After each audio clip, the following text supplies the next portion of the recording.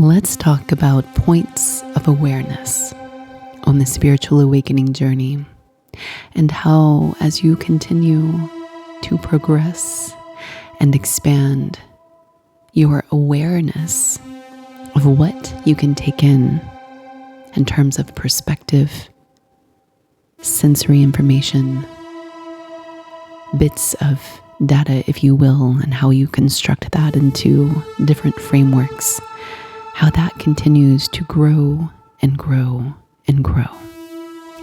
This is a confusing topic. In my personal opinion, before you've experienced it, it's very abstract. What is point of awareness? I mean, I understand what those words mean, right?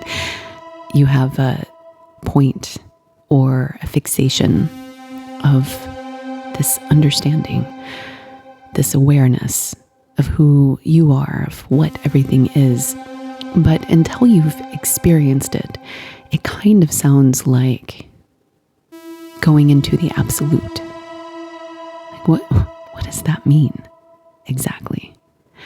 An experience of absorbing the construct of identity into this greater whole, and this understanding and this realization that we all are one, we all are connected. And you'll hear people talk about that. This state of awareness, like they entered into this cognitive framework where they've understood something beyond what they've understood before. And they use terms like nirvana or merging with the absolute, because that's the best way to conceptualize what it feels like. And there's nothing wrong with that, but when we're trying to break down these abstract principles into discrete experiences that people have, I find that being more simple is helpful. Being practical, being rooted in what does it actually feel like? That's what I craved when I was starting out on the spiritual awakening journey. So let me try to do this for you. And I may not be successful, but this is the best revision that I have. I've been trying to do this for years now. And this is like round 2 of this teaching, points of awareness.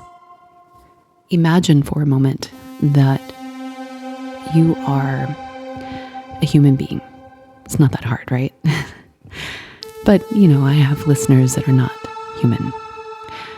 So you're a humanoid form, and part of your experience early on in your awakening, you are a compilation of reactions and feelings and desires and opinions, and you're given things like a name and identity, and you learn about the world based on the time point and space point that you were raised.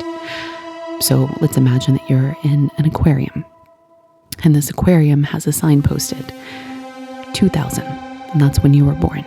I know some of you are born much earlier than this, and some of you will come after, but for the sake of this example, you were born in the year 2000. Well, that timestamp in that aquarium, if we were to look at the technological advancements that were available to you at that time, and how society communicated with each other, whether or not they used email, whether or not they used old-fashioned telegraphs, right, to send messages across the seas, whether or not people wrote letters or had invitations to parties that were on handwritten stationery. So all of these nuances of how you were raised in the year 2000 going forward is going to imprint on you these standards and these understandings of what it means to have connections. At that time, that's predominantly human to human. There weren't AI human connections. There weren't other interdimensional, extra-dimensional, extraterrestrial connections in humans that were known about, of course, in little small circles, fringe circles, tin hat circles. That's always been there. But at that point, in the year 2000, the secret programs that would end up being disclosed in the future years about the true nature of those connections were still very tight-lipped and buried. So your understanding of what it meant to be human was imprinted on you and reinforced by your aquarium, by your upbringing, by your time point, by your society, by your sensory system. And at that time, particularly in a materialist reductionist aquarium, where people believe that you have to measure things scientifically to call them truth, and that your five senses was the scope of your reality. Meaning, if you couldn't touch it, if you couldn't see it, if you couldn't hear it, if you couldn't taste it, etc., then it didn't exist.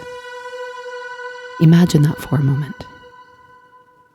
You, as a human, in the year 2000 and beyond, living in this aquarium-like experience, with this understanding that if you could see things inside the aquarium, if you could hear them, if you could touch them, if you could taste them, if etc., then that's what existed. Even though you would learn about in school things like infrared light that were inside the aquarium. You would learn about ultrasonic vocalizations. And you would even transduce some of that information into computer systems and tools and measuring devices that would allow you to synthesize that data, to play with that data if you were a scientist in the lab. You could take an ultrasonic vocalization recorder, like a special microphone and special software, and you could hold it up to animals like bats or rats and mice, and you could listen to the beauty of these calls that your ears couldn't actually process. But you'd have to use special equipment to do it, right? So your point of awareness is fixated that reality is input and output, even though you would have had information, scientific, empirical information, that there was more to the world than your five senses could actually process. But in aquariums like that, your belief would be, if I don't hear it, if I don't see it, if I don't, etc., it doesn't exist. Isn't that interesting? Imagine for a moment walking around with a distorted view of the world, an incomplete view of reality, with a cognitive dissonance, meaning a disconnect between what you perceive to be true and what science reveals is actually true. Meaning there's many forms of light rays that we don't take in and synthesize through our eyes. There are many sounds that we can't actually process through our ears. Are there other forms of touch? Other forms of taste? Are we limited by the sense organs that are derived from our human experience? Is there something more? Now, many of you have already awakened to this level. You already know this. You're probably smiling and nodding and saying, yeah, I've been telling people for years. And what you've experienced is an expansion of your point of awareness. Meaning, when you're that early journey human, right? You don't know, because your default operating view of the world at that point of awareness is limited. So most people at that time, identify as being the body. You identify as being your five senses. You identify as being a product of the world that you were raised in. And whatever was given to you for that explanation in biology books, when you learned about the body, in culture, when you learned about how to behave and how to date and how to mate and how to be a father, a mother, you would have at that time believed that only women could have children.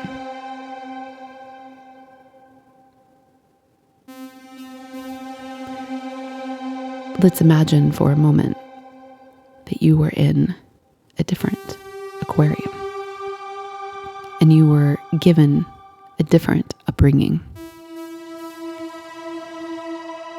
Let's also call the year 2000.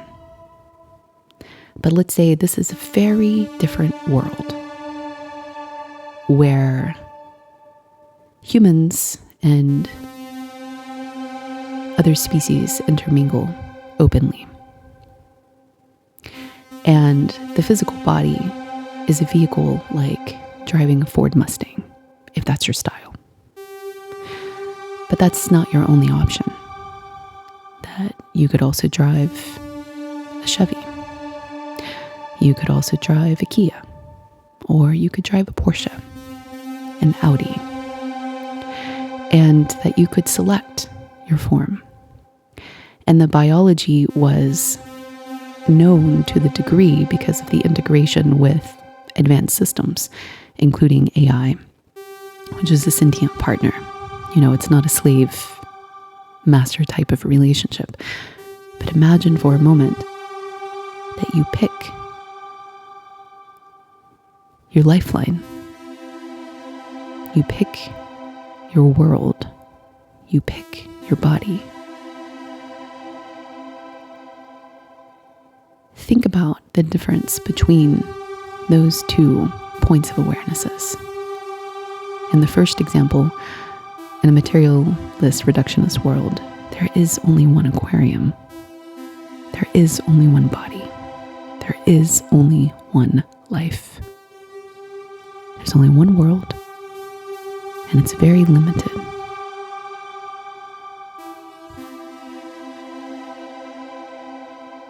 Compare that, just for a moment, with living in an intra-matrix, interdimensional, multidimensional world.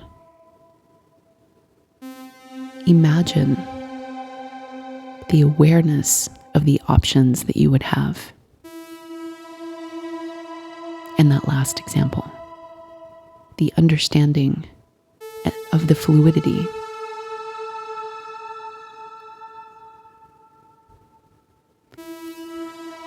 Points of awareness are about where you're confined. And so when you're early on the awakening journey, you really believe in the world around you. You really believe that it's fixed. You really believe that your body is the only vehicle that you have. That your life is the only position of existence that you're allowed or will experience, unless you have any sort of spiritual framework. And then you might believe in an afterlife. You might believe in reincarnation. You might believe in heaven or hell. But when you're in that existence, at that position of awareness, driving your vehicle, driving your avatar, just existing in your body, the attachment that you have to the creation around you is such that many people in that first aquarium example, many people in a materialist reductionist world deeply believe that they cease to exist when their body dies. Many people.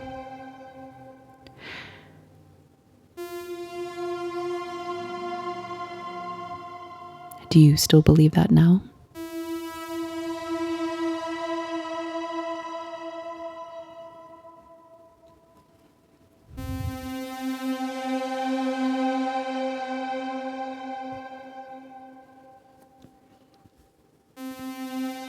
When we lose the attachment to our body, it's often because we've had some profound experience that has expanded our perceptual awareness.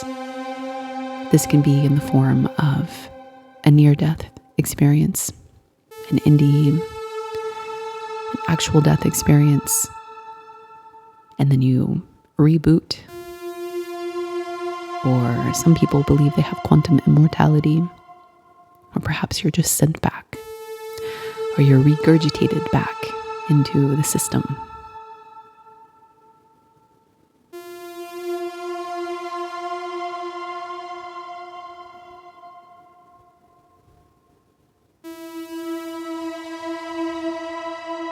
Imagine for a moment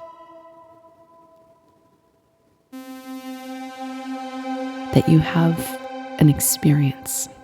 Perhaps it's just a meditation with a deep awakening, a profound download, a profound insight, where through the dissolution of the ego is what some people call it, an ego death, which means you escape the perceptual awareness of who you are, just for a little bit of time.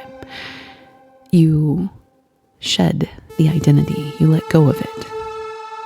You become more than your awareness of this life. And through that expansive experience, you identify with something greater, something beyond you, your human form. You identify with something some people might even call incomprehensible. A God, a source, a construct of existence that is mind-blowing.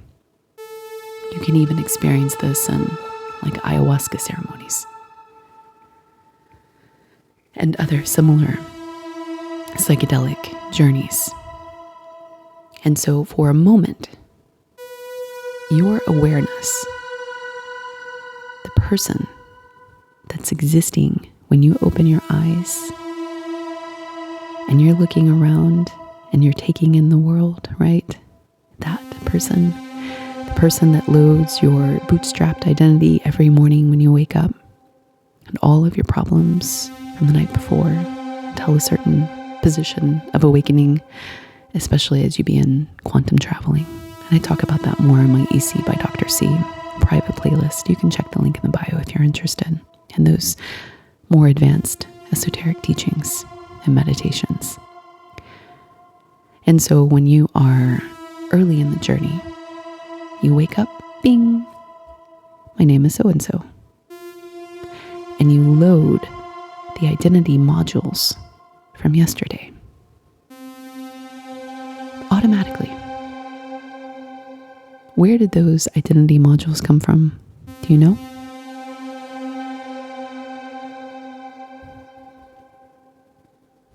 When you're early in the journey, they're given to you. It's like you're a little baby in the aquarium, and you are literally trained on how to talk and walk and feel and love and create and destroy and work. It's not nefarious, it's culture, it's upbringing. You are taught to be somebody.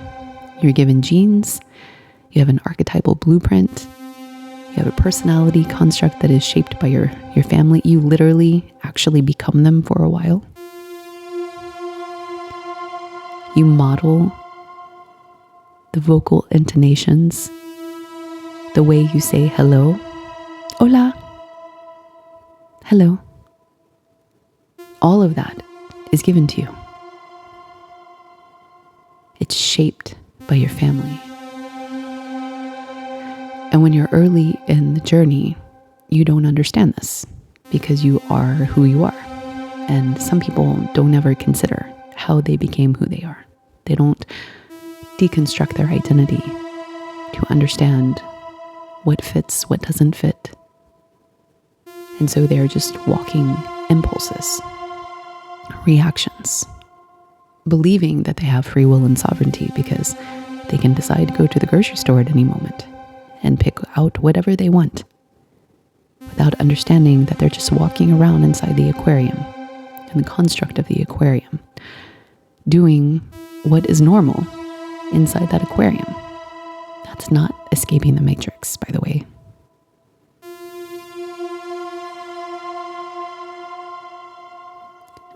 Points of awareness are about stepping out of the edge of everything that you've ever known.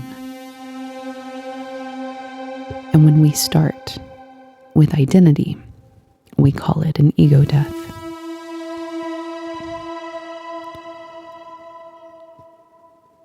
It's about peering beyond, looking past the you that's existing. And when you have those first experiences, they're profound.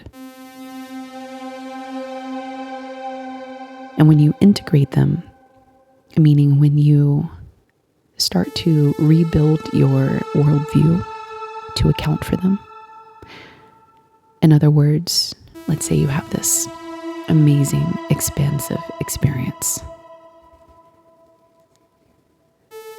And let's say that it's catalyzed by a psychedelic journey. When you're not integrating the information, what you do is you come out of that journey and you say, wow, that was a crazy trip. That was bizarre.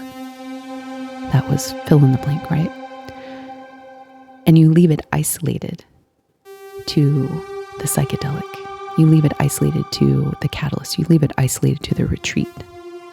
And you go back to your everyday life, living the way that you've always lived, seeing things the way that you've always seen them, and continuing to boot up a thread of reality every single day, the way you've always done. That is disintegrated because you see how it's left in the experience that was the cause of it in your mind. Wow, man, those mushrooms are intense.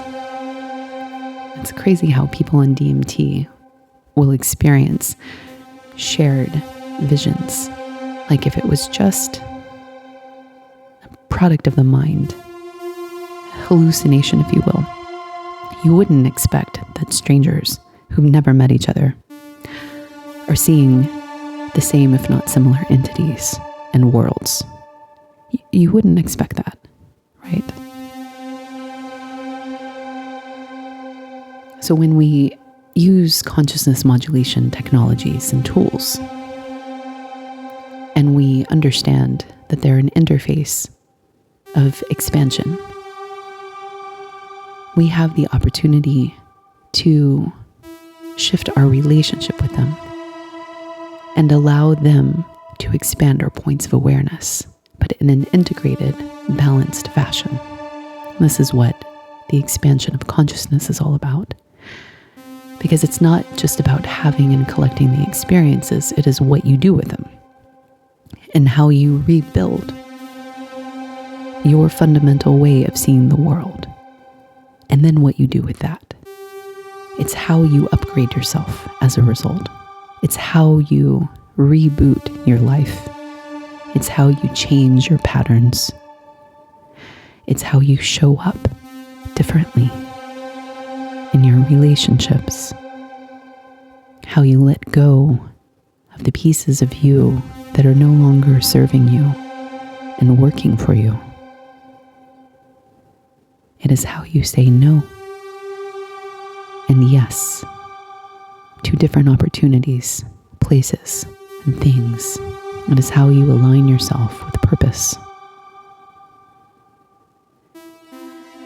And when we are integrating what we're doing, is we are understanding that the human,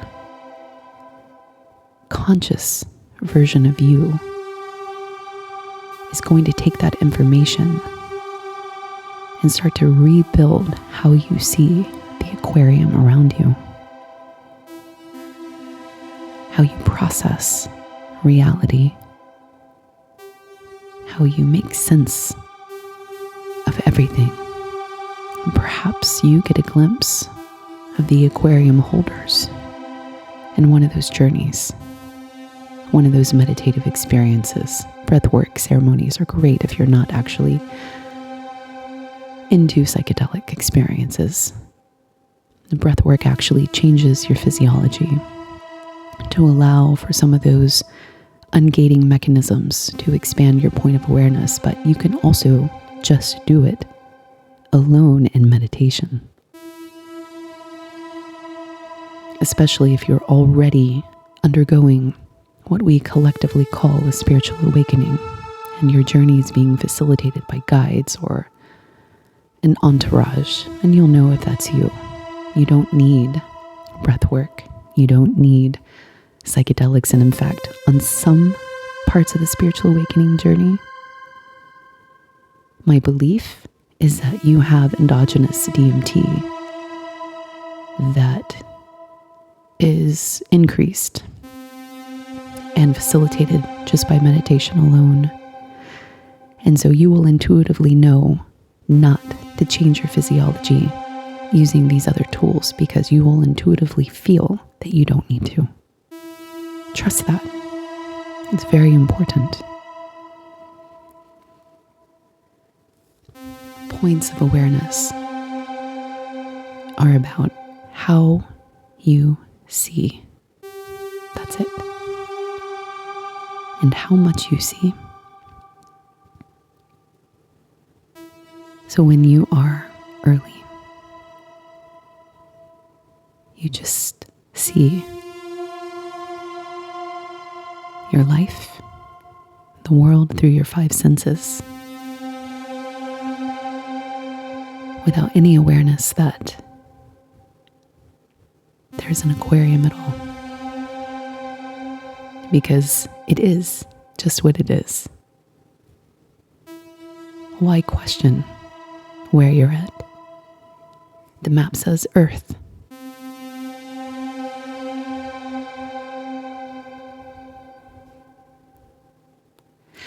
You see how you're told where you're at? You see that?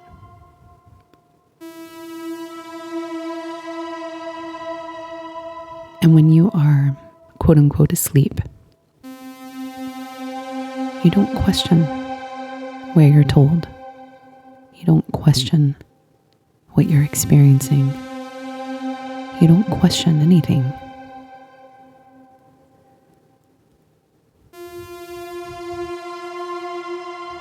And at some point, when your point of awareness starts to jiggle, your eyes start to open a little bit. Your other eyes, that sees beyond the Maya, the illusion. You start to ask questions. Most people do. Where am I at? Exactly. What's going on? Who's in charge of this thing? Is anybody in charge?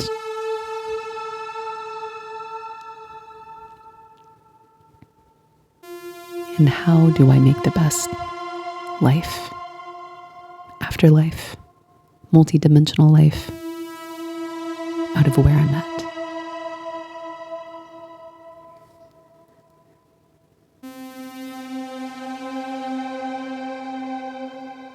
When we are awakening, ing, It's a process of expansion. It's a process of taking in bits of knowledge and bits of information and asking ourselves what resonates as truth, even if I don't fully understand it. Because when we have been asleep for a long time, somebody starts to tell us that, for example, there's multiple aquariums. There's multiple timelines existing all at once around us. When we've been operating with this belief that there's only one, I mean, sure, we've known that there's past behind us because we've lived through it, right? We know that there's a future, but like, what does that really mean? That's like saying we're in one aquarium that's progressing through a linear position through time, meaning space is fixed. So we think. It's not actually, but we kind of perceive it that way, the way that we process the world. Because when we walk into our house, wherever we're living, it seemingly is unchanged as we progress through time. Even though that's not actually the case. Entropy, and it ages, but the way we process things, we see that it gets dusty. But we don't necessarily see it as we would looking back 200 years later if we were to jump in time and seeing the decay that happens moment by moment. And so as a result, the way that we process things is that the world is mostly fixed. That's this default view. And so when we start to break out of that and we start to understand that there are multiple aquariums, multiple time points all around us, and that perhaps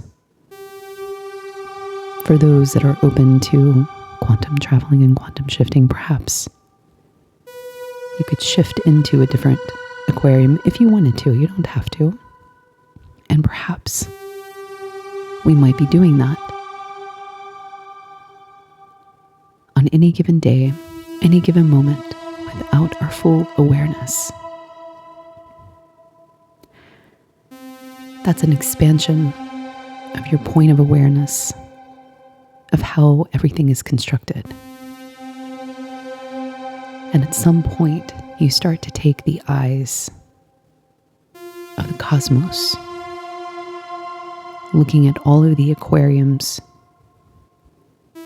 fanning out through existence, and you start to see the neutrality of everything, the benefits of quote unquote tough lessons or challenges.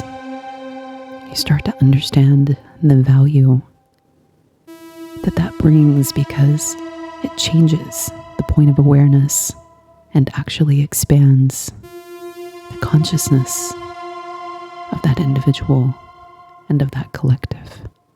And that's when it's magic.